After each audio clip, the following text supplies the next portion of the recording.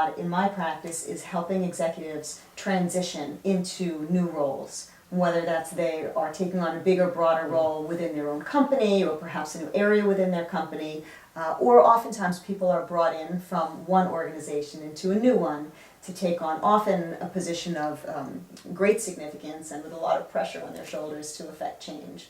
Is that something that you've come across, and if so, how do you guide your clients in managing that effectively? Yeah, absolutely. And this is very common. Given that there's a 40% failure rate for executives in new roles, they really need to be mindful of what to do to be successful. And there's really three things, and only three things that you need to do to be successful in a transition. Number one, manage and adapt to the culture. Okay? People are brought into an organization, Yes. and quite often what worked in another organization doesn't work in this one. Or the same behavior that got you promoted in one might get you fired in another.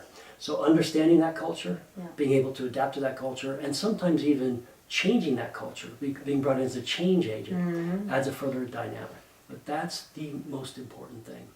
The other two things, equally important, are manage the key stakeholders, right? There's a whole list of folks. If you're the CEO, it's the board of directors, your staff, some customers. If you're in other senior roles, it's managing up, managing down, and managing across the organization.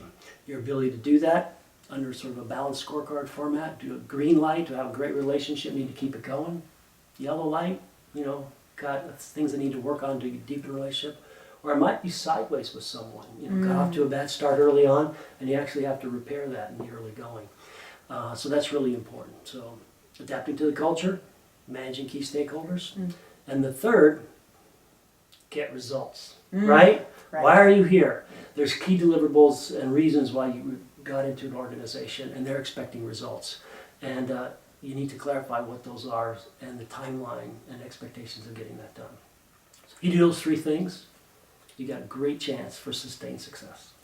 Yeah, I couldn't agree more. And if I can throw in one caveat, the way that I've noticed folks inhibit their ability to do those key three things is by inadvertently stepping on unseen and unforeseeable landmines. So I think that was implied in a lot of what you said, knowing the key stakeholders and knowing the culture and knowing what it is you're really brought in to do.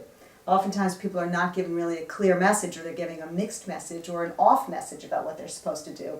They try to do and they end up shooting themselves in the foot. So I think what runs throughout all of that is to make sure that if you want to be successful, you don't make the mistake of stepping on those hidden landmines.